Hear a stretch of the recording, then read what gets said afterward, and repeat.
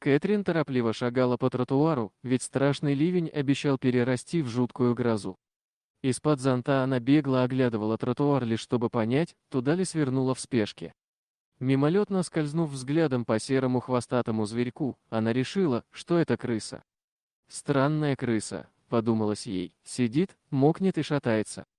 Мокрая крыса едва поднимала голову, ее глаза были закрыты, ну а шум дождя помешал распознать писк и мяуканье.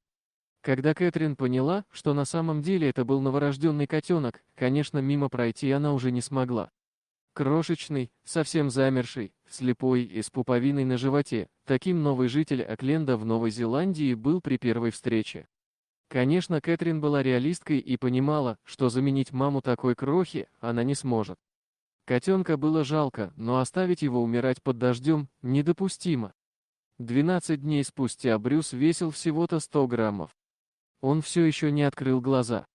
Но еще немного погодя, Кэтрин увидела их, красивые глазенки малыша. Он был странного окраса, но стал необыкновенно красивым котенком.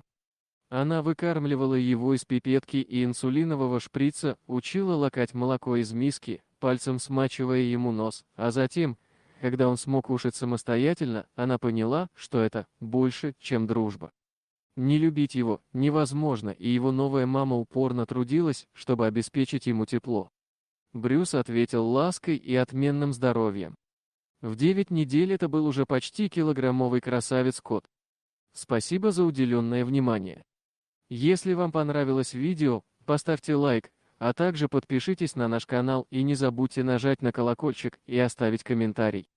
До новых встреч!